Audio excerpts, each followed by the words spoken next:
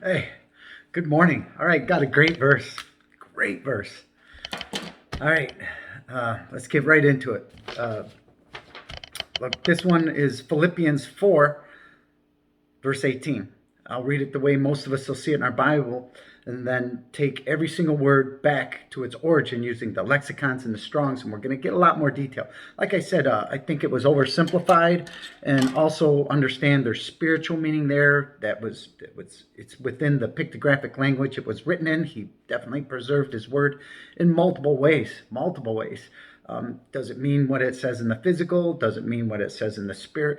Well, in the spiritual, there's just so much meaning. His word is so in depth. I just love studying it. It's amazing. And the things he reveals, like I said, he came to reveal the truth, as in not concealing. That's what it says. And it says it in multiple verses. So who conceals a matter in Proverbs 25? Who is that? What's that word for God there? The word is Elohim. Who's Elohim? Psalms 82:6. I have said, you are all Elohim, children of the Most High God. But you have fallen in like one of the princes, and you will die like a man. So understand these things. If you understand the Bible, and you know what, which one was it? Was it 423? Yeah, and one of these, I mean, if you know these things when you study the Bible and just read it as it is, you can understand things so much more clear. It's like the whole book just blossoms like a flower. So here we go. Philippians 4, verse 18. But I have all, and I abound. I am full, having received of Epaphroditus, I can't say that name, the things which were sent from you, an odor of a sweet smell, a sacrifice acceptable and well-pleasing to God. So there's that verse. And do you really catch it? Are you really comprehending it? Are you understanding what he's being said there, especially the spiritual meaning behind it, the in-depthness, like the deepness of the names and places? Every name, every place means something in the Bible, right? They have meaning behind it, spiritual meaning. So here we go. Let's take that verse back, every word to its origin, and see what the details are. See if we can understand this a little better. Moreover, I have received to keep by a reversal of a separation, destroying the union to this physical and temporal place of time, to recover the possession of the mind that was sick and uncircumcised. That means not in a pure relationship with God, by a circumcision of the heart, by trusting in Jesus and his sacrifice on the cross. Each and every one, whosoever likewise is abundantly furnished something more than all of the superior, and it's of a superior preeminence, surpassing all others in place and time, on behalf of his company on the other side. So we're in company by Christ on this land that's on the other side of heaven here. Okay, President, his company on the other side.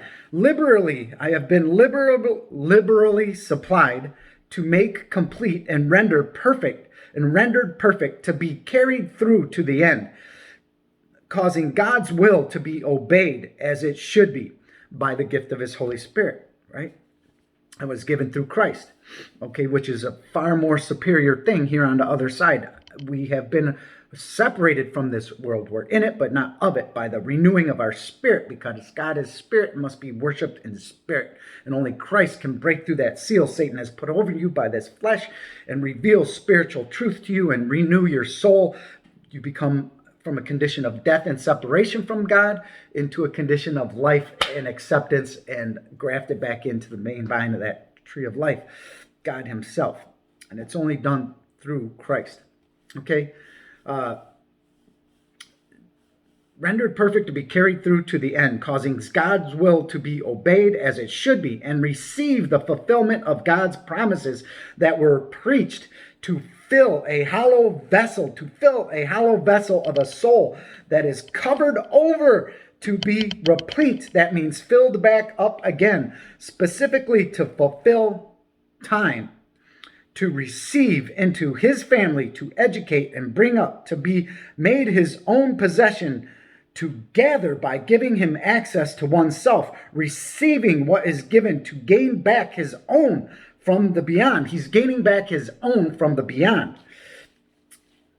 that are lovely and devoted as a follower of Christ, to save and be by his side concerning you yourselves, to savor, to taste and enjoy and appreciate something that is pleasant, a thing that is well-pleasing to God, to prosper in acting well by the sacrifice of the Paschal Lamb, by the sacrifice of Christ, the Passover Lamb, the Lamb that was sacrificed at Passover, which is Christ, to be accepted and approved, granted access into his family, to be taken up and carried away, seized without violence. And seized means to be taken suddenly and decisively, snatched up, right? Without violence, it says, to make us his own,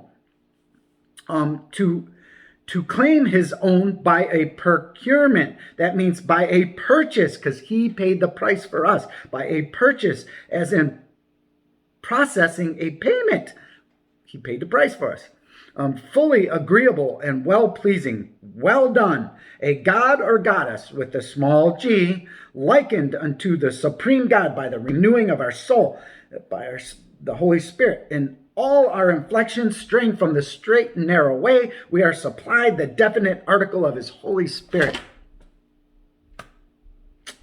I'm abundant, like what it says, I abound. I have all and I abound. I am full, having received of Euphrates or whatever. But that's what so much more mean, because that name means something. This is just beautiful. It's just beautiful revelation he's pouring out right now. It's a beautiful thing. I hope we all get a much more clear understanding there. And the verses he's given me are just...